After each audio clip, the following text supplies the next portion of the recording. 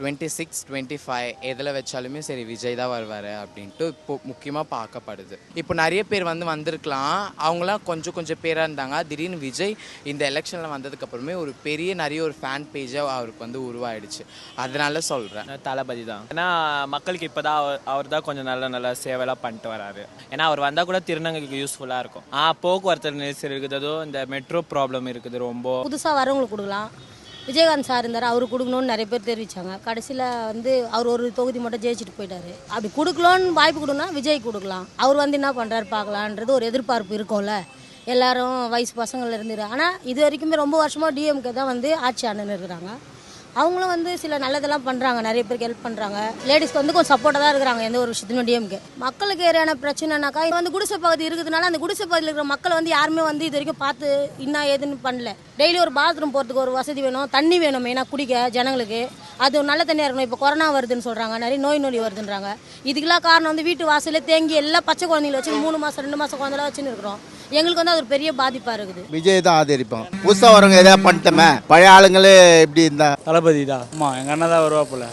மக்களுக்கு எல்லா இடத்துலையும் பிரச்சனை தானே இருக்குது, எங்கே பிரச்சனை இல்லாமல் இருக்குது. இந்த 5 வருஷமாக யார் என்ன பண்ணுறா சொல்லுங்கள். ஆமாம், மாற்றம் கண்டிப்பாக வரும். 2026 கண்டிப்பாக மாற்றம் இருக்குது. நாங்கள் தளபதி தான், ஸ்டாலின். ஏன்னா அவர் அந்த கட்சியில் நாங்கள் காலங்காலமாக தாத்தா அப்பா நான் பரம்பரை அந்த கட்சியில் தான் இருக்கிறோம். அதனால் அவர் தான் வரணும். அவர் வந்தால் கொஞ்சம் நல்லா இருக்கும். புதுசாக விஜய் வந்தால் நல்லா இருக்கும். ஆமாம், ஏடிஎம்கே டிஎம்கே போட்டு பார்த்துட்டோம், எதுவும் இம்ப்ரூவ்மெண்ட் தெரியல. விஜய் வந்தால் ஏதாவது இம்ப்ரூவ்மெண்ட் தெரியும்னு நினைக்கிறோம். அத்தியாவசிய பிரச்சனைன்னு பார்த்தீங்கன்னா இங்கேருந்து போக்குவரத்து பிரச்சனையே இருக்குது. இந்த மெட்ரோ வேலை செய்கிறாங்க, இந்த வண்டி வாகனம் போக்குவரத்து பிரச்சனையே இருக்குது. அப்புறம் பார்த்தீங்கன்னா ட்ரெயினுக்கு வரத்துக்கான வசதிகளும் இல்லை. கண்டிப்பாக டிஎம்கே தான்.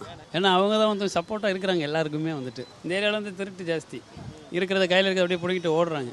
அதுக்கு அரசாங்கத்தை குறை சொல்ல முடியாது, அவங்களுக்கு வேலை வாய்ப்பு இல்லை, அப்படி பண்ணுறாங்க. அதாவது ஏடிஎம்கேவும் ஓட்டு போட்டு பார்த்துட்டோம், டிஎம்கேவும் ஓட்டு போட்டு பார்த்துட்டோம். அதுக்கடுத்து தளபதிக்கு தான் ஓட்டு. எங்கள் ஓட்டு தளபதி தான். யார்? விஜய் தான். ஃப்ரீ பஸ்ஸில் ஃப்ரீயாக விட்டுட்டு வேறு அந்த சிவப்பு பஸ்ஸில் ஏறினாக்கா டபுளாக வாங்குறாங்க பைசா. சிறப்படியாக இருக்குது. சிறப்பாக 4 வருஷம் ஆட்சி பண்ணார், மக்களுக்கு நல்லா செஞ்சார். அதனால் ஒரு ஓட்டு போடுவோம்.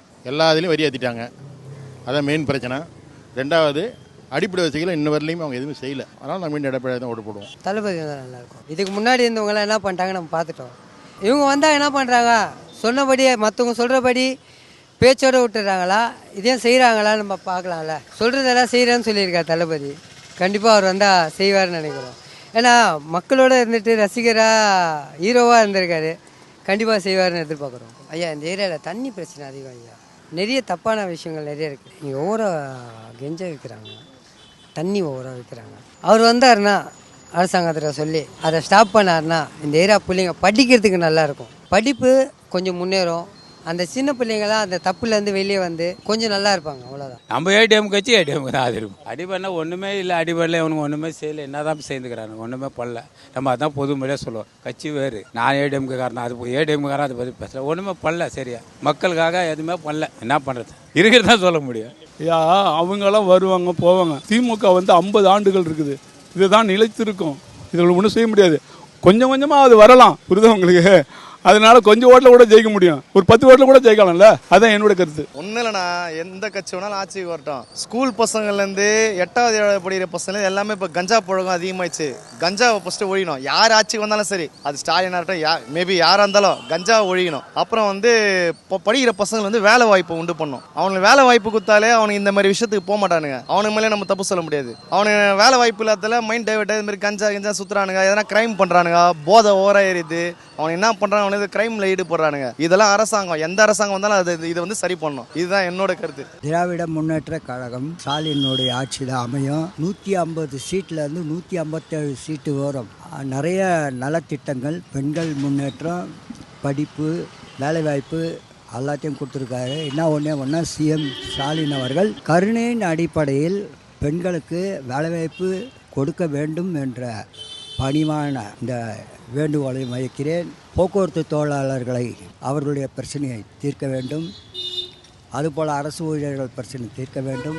மக்களுடைய பிரச்சனைகள், சிறு சிறு பிரச்சனைகள், தெரு வசதி, தண்ணீர் வசதி, கரண்ட்டு முதலியவைகள் இந்த துறைகளையும் ஸ்டாலின் அவர்கள் 6 மாத காலத்திற்குள் தகுந்த நடவடிக்கை எடுப்பதுடன் மக்களுக்கு பயன்படும் வகையில் அதிகாரிகளை சந்தித்து பேசி நல்ல திட்டங்களையும் தர வேண்டும். மக்களுடைய சிறு சிறு கோரிக்கைகள் எங்கெங்கே இருக்கிறது அதையும் செய்ய வேண்டும் என்று நடிகர் விஜயனுடைய ரசிகன் தான் நான்.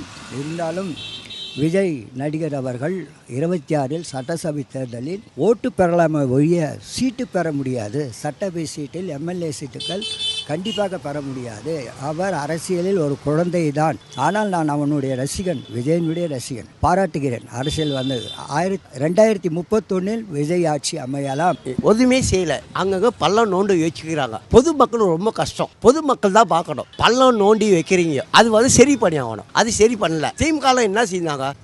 திமுக வராது, ஏடிஎம்கே ஜெயிக்கும். விலைவாசி ஏறி போச்சு, எல்லாம் வீட்டு வரி. நானே வந்து 4000 ரூபாய் கட்டினதுக்கு 16000 ரூபாய் போட்டுக்கிறான் வீட்டு வரி. ஏமா அவனுக்கு ஓட்டு போடுவான். எல்லாமே ஏறி போச்சு. இந்த திமுக ஆட்சி நிறைய கொலை குத்து இதெல்லாம் நிறைய இருக்குது. திமுக தான் ஏராளமான நலத்திட்டம் செய்கிறாங்க. மகளிருக்கான ஆட்சியாக இருக்குது. அதனால் திமுக தான்மா. திமுக நிறைய நலத்திட்டங்கள் மகளிருக்கோசம் நிறைய இது பண்ணியிருக்காரு. பிள்ளைங்களுக்கு சாப்பாடு போட்டிருக்காரு. அதனால் திமுக தான். நெக்ஸ்ட்டு ஒரு புது ஆள் வந்தாலும் கொஞ்சம் நல்லா தான் இருக்கும். ஏன்னா இவங்க 2 பேருமே 60-70 வருஷம் ஆண்டுட்டாங்க. ஒன்றும் ஒரு இந்தியாவில் ஒன்றும் வளர்ச்சியே கிடையாது. எல்லாம் கடங்கார நாடாக தான் இருக்குது. இவங்க கடனை வாங்கிட்டு அடுத்த ஆட்சிக்கு கொடுத்துட்டு போயிடுறாங்க. அதனால் புதுசாக வரவங்க எப்படி செய்யலாம் பார்க்கலாம்ல. ஒரு ஸ்டாலில் ஒரு தலைவர் இருக்கும், அடுத்த தலைவர் எதுக்கு மாற்றலாம்? இவன் சரியாக பண்ணலாம், அடுத்த தலைவர் மாற்றலாம். அதுமாரி புதுசாக வந்தால் நல்லா தான் இருக்கும். ஏடிஎம்கே டிஎம்கே இருக்கிற வரைக்கும் எந்த ஒரு புதிய கட்சி வந்தாலும் அதுக்கான வாய்ப்பு இல்லை. அதுக்கு உதாரணம் எப்படி சொல்கிறதுனா, நம்ம விஜயகாந்த் அவர் வந்தார், ஒரு நல்ல மனிதர். அவர் வந்தப்போ மக்கள் அவரை உட்கார வச்சிருக்கலாம். அப்படி அவ்வளோ நல்லது பண்ண அவரையே ஒன்றும் பண்ண முடியல, அவரே உட்கார முடியல. அப்படிங்கிறப்ப இதுக்கப்புறம் புதிய கட்சிகள் என்ன வந்தாலும் அது உட்காரத்துக்கான வாய்ப்புகள் இருக்காங்கிறது கொஞ்சம் கஷ்டம்தான். ஏன்னா ஏடிஎம்கே டிஎம்கே தான் தமிழ்நாட்டோட தலையெழுத்துங்கிற மாதிரி ஆயிடுச்சு.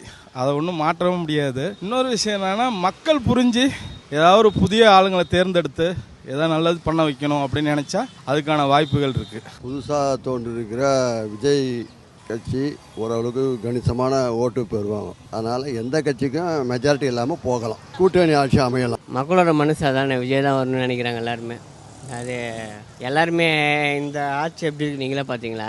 எதை பண்ணோம், கேவலமாக பண்ணோம், அதை பண்ணுங்க. அதாவது விஜய் கேட்குற ஒரு வார்த்தை என்னன்னு கேட்டிங்கன்னா, பழைய மாதிரி ஓட்டு போடுங்க, சீட்டில் போடுங்க. அது சீட்டில் போட்டால் அது உண்மையாக பார்க்கலாம், பண்ண முடியும், செய்ய முடியும். ஆனால் இந்த விஷயத்தை நிறைய பேர் ஏமாத்துறாங்க.